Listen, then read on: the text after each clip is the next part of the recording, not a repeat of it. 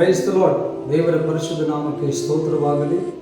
ಈ ದಿನ ದೇವರ ವಾಕ್ಯವನ್ನು ಕೇಳುತ್ತಿರುವಂಥ ನನ್ನ ಪ್ರೀತಿಯ ಸಹೋದರ ಮತ್ತು ಸಹೋದರಿಯರೇ, ಈ ದಿನ ನಮ್ಮ ವಾಕ್ಯದ ಅಂಶ ಏನೆಂದರೆ, ನಮ್ಮ ವೈಯಕ್ತಿಕ ಜೀವನದಲ್ಲಿ ಯೇಸು ಕ್ರಿಸ್ತನು ಏನು ಎಂಬುದಾಗಿ ಇವತ್ತು ನಮ್ಮ ವಾಕ್ಯದ ಅಂಶ.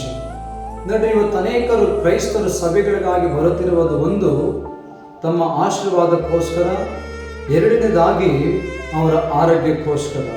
ಹಾಗಾದರೆ ಇವತ್ತು ನಾನು ನಿಮ್ಮನ್ನು ಪ್ರಶ್ನೆ ಮಾಡ್ತೀನಿ, ಈ ವಾಕ್ಯವನ್ನು ಕೇಳುವವರು ನಿಮ್ಮ ವೈಯಕ್ತಿಕ ಜೀವನದಲ್ಲಿ ಇವತ್ತು ಯೇಸು ಏನಾಗಿದ್ದಾರೆ?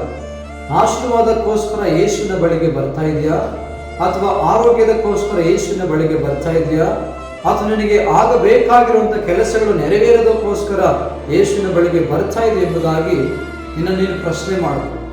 ಬೈಬಲಲ್ಲಿ ಒಂದು ಸಂದರ್ಭನ ನೋಡ್ರಿ. ಮತ್ತೇನು ಬರೆದ ಸುವಾರ್ತೆ 16ನೇ ಅಧ್ಯಾಯ 13ನೇ ವಚನದಲ್ಲಿ ಯೇಸು ತನ್ನ ಶಿಷ್ಯರಿಗೆ ಒಂದು ಪ್ರಶ್ನೆ ಕೇಳ್ತಾರೆ.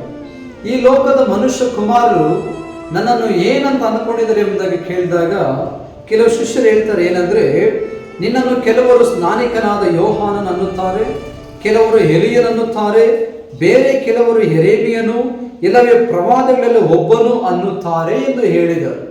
ಇಲ್ಲಿ ಶಿಷ್ಯರು ಮತ್ತೊಬ್ಬರು ಅಂದುಕೊಂಡದ್ದನ್ನು ಅವರು ಹೇಳಿದರೆ ಹೊರತು ಅವರ ವೈಯಕ್ತಿಕ ಜೀವನದಲ್ಲಿ ಯೇಸು ಏನಾಗಿದ್ದಾನೆ ಎಂಬುದಾಗಿ ಒಬ್ಬರು ಉತ್ತರ ಕೊಡಲಿಲ್ಲ. ಅಲ್ಲಿ ಶಿಷ್ಯರು ಹೇಳ್ತಾ ಇದ್ದಾರೆ, ನೀನು ಬರಬೇಕಾಗಿರುವ ಪ್ರವಾದಿಗಳಲ್ಲಿ ಒಬ್ಬ ಪ್ರವಾದಿ, ನೀನೊಬ್ಬ ಯೆರೆಮೀಯನು, ನೀನೊಬ್ಬ ಸ್ನಾನಿಕನಾದ ಯೋಹಾನನ್ ಎಂಬುದಾಗಿ ಹೇಳ್ತಾ ಇದ್ದಾರೆ. ಹಾಗಾದ್ರೆ ಯೇಸು ಅವರಿಗೆ ಪ್ರಶ್ನೆ ಮಾಡ್ತಾರೆ, ಆತನು ಅವರನ್ನು, ಆದರೆ ನೀವು ನನ್ನನ್ನು ಯಾರೆನ್ನುತ್ತೀರಿ ಎಂದು ಕೇಳಲಾಗಿ. ಇವತ್ತು ಇದೇ ಪ್ರಶ್ನೆ ನಾನು ಸಹ ಈ ವಾಕ್ಯವನ್ನು ಕೇಳುವಂತ ನಿಮ್ಮಲ್ಲಿ ಕೇಳ್ತಾ ಇದ್ದೇನೆ. ಇವತ್ತು ಮತ್ತೊಬ್ಬರು ಹೇಳಿದ್ದನ್ನು ಇವತ್ತು ನೀವು ಹೇಳ್ತಾ ಇದ್ದೀರಾ, ಯೇಸು ಅಂಥವರು ಇಂಥವರು ಎಂಬುದಾಗಿ. ನಿಮ್ಮ ವೈಯಕ್ತಿಕ ಜೀವನದಲ್ಲಿ ನೀನು ಕ್ರಿಸ್ತನಿಗೋಸ್ಕರ ಬದುಕುವಂತ ನಿನ್ನ ಜೀವನದಲ್ಲಿ ಇವತ್ತು ಯೇಸು ಏನಾಗಿದ್ದಾರೆ ಎಂಬುದಾಗಿ ನಿನಗೆ ಇವತ್ತು ಉತ್ತರ ಗೊತ್ತಿದೆಯಾ? ಮತ್ತೊಬ್ಬರು ಹೇಳಿದ್ದು ಬೇಡ. ಯೇಸು ಅದ್ಭುತ ಮಾಡ್ತಾರೆ, ಯೇಸು ಸತ್ತವರು ನೆಪಿಸಿದ್ದಾನೆ, ಯೇಸು ಕಣ್ಣಿಲ್ಲದವರಿಗೆ ಕಣ್ಣು ಕೊಟ್ಟಿದ್ದಾನೆ ಎಂಬುದಾಗಿ ಮತ್ತೊಬ್ಬರು ಹೇಳಿದ್ದನ್ನು ಕೇಳಿ ಹೇಳೋದು ಬೇಡ. ನಿನ್ನ ವೈಯಕ್ತಿಕ ಜೀವನದಲ್ಲಿ ನಿನಗೆ, ನಿನ್ನ ಕುಟುಂಬಕ್ಕೆ ಇವತ್ತು ಯೇಸು ಏನಾಗಿದ್ದಾರೆ? ಯೇಸು ಕೇಳ್ತಾ ಇದ್ದಾರೆ, ನೀವು ನನ್ನನ್ನು ಯಾರೆಂಬುದಾಗಿ ಅಂದುಕೊಂಡಿದ್ದೀರಿ? ಅಲ್ಲಿರುವಂತ ಒಬ್ಬ ಶಿಷ್ಯನು ಉತ್ತರ ಕೊಡ್ತಾ ಇದ್ದಾನೆ, ಪೇತ್ರನು, ನೀನು ಬರಬೇಕಾಗಿರುವ ಕ್ರಿಸ್ತನು ಜೀವ ಸ್ವರೂಪನಾದ ದೈವ ಕುಮಾರನೆಂದು ಉತ್ತರ ಕೊಟ್ಟನು. ಹಾಗಾದ್ರೆ ಇವತ್ತು ದೇವರ ವಾಕ್ಯವನ್ನು ಕೇಳುವಂತ ನನ್ನ ಪ್ರೀತಿಯ ಸಹೋದರ ಮತ್ತು ಸಹೋದರಿಯರೇ, ಯೇಸು ಅಂದ್ರೆ ಕೇವಲ ಆಶೀರ್ವಾದಕ್ಕೆ ಮಾತ್ರನಾ?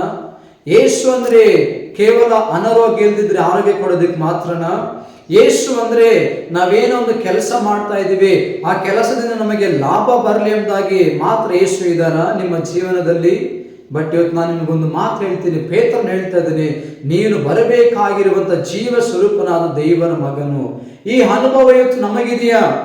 ಇವತ್ತು ಯೇಸು ನನಗೋಸ್ಕರ ಕಲ್ವಾರಿ ಶಿಲುಬೆಯಲ್ಲಿ ತನ್ನ ಪ್ರಾಣವನ್ನು ಕೊಟ್ಟು, ನನಗೋಸ್ಕರ ಆತನು ಹೂಣಲ್ಪಟ್ಟು, ಮತ್ತು ನನಗೋಸ್ಕರ ಆತನು 3ನೇ ದಿನದಲ್ಲಿ ಯೇಸು ಮೃತ್ಯುಂಜಯನಾಗಿ ಎದ್ದು ಬಂದನೆಂಬ ಅನುಭವ ಇವತ್ತು ನಿಮಗಿದ್ರೆ, ಇವತ್ತು ಯೇಸು ಯಾರೆಂಬುದು ನಿನಗೆ ಸ್ಪಷ್ಟವಾಗಿ ಗೊತ್ತಿರುತ್ತದೆ.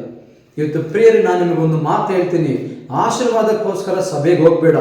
ನೀನೇ ಒಂದು ಆಶೀರ್ವಾದವಾಗಿ ಅನೇಕರಿಗೆ ನೀನೊಂದು ಆಶೀರ್ವಾದ ನೀತಿಯಾಗಿ ನಿಂತುಕೊಳ್ಳಬೇಕು ವಿನಃ ಆಶೀರ್ವಾದಕ್ಕೋಸ್ಕರ ಸಭೆಗೆ ಓಡಿದ್ದು ಸಾಕು, ಅಭಿವೃದ್ಧಿಗೋಸ್ಕರ ಸಭೆಗೆ ಓಡಿದ್ದು ಸಾಕು, ಮಹಿಮೆಗೋಸ್ಕರ ಸಭೆಗೆ ಓಡಿದ್ದು ಸಾಕು. ನೀನೇ ಒಂದು ಆಶೀರ್ವಾದ, ನೀನೇ ಒಂದು ಮಹಿಮೆ, ನೀನೇ ಒಂದು ಅಭಿವೃದ್ಧಿಯಾಗಿ ನಿನ್ನಲ್ಲಿ ಅನೇಕರ ಅಭಿವೃದ್ಧಿ ನೋಡಬೇಕು ವಿನಃ ನೀನು ಅಭಿವೃದ್ಧಿಗೋಸ್ಕರ ಓಡೋದು ಬೇಡ. ಅದಕ್ಕೆ ಬೈಬಲ್ ಹೇಳುತ್ತೆ ಸ್ಪಷ್ಟವಾಗಿ, ನೀವು ದೇವರ ಆಲಯವಾಗಿದ್ದೀರಿ ಎಂದು. ದೇವರ ಆತ್ಮ ನಿಮ್ಮಲ್ಲಿ ವಾಸ ಮಾಡುತ್ತ ನಿಮಗೆ ಗೊತ್ತಿಲ್ಲವೋ? ನಾವು ದೇವರಿಗೆ ಆಲಯವಾಗಿದ್ದೇವೆ, ನಮ್ಮಲ್ಲೇ ದೇವರ ಆತ್ಮನ ವಾಸ ಮಾಡ್ತಾ ಇದ್ದಾನೆ. ಹಾಗಾದ್ರೆ ನಮ್ಮ ಮತ್ತೆ ಅದಕ್ಕೆ ಓಡೋದು ಯಾಕೆ? ಅದಕ್ಕೆ ಇವತ್ತು ದೇವರ ವಾಕ್ಯವನ್ನು ಕೇಳುವಂತೆಲ್ಲರೂ ಸಹ ನಿಮ್ಮ ವೈಯಕ್ತಿಕ ಜೀವನದಲ್ಲಿ ಯೇಸು ಯಾರೆಂಬುದನ್ನು ನಿಮಗೆ ನೀವೇ ಪ್ರಶ್ನೆ ಮಾಡಿಕೊಳ್ಳ್ರಿ. ಈ ವಾಕ್ಯದ ಮೂಲಕ ದೇವರು ನಿಮ್ಮನ್ನು, ನಿಮ್ಮ ಕುಟುಂಬಗಳನ್ನು ಹೇರಳವಾಗಿ ಆಶೀರ್ವಾದ ಮಾಡಲಿ. ಆಮೇನ್.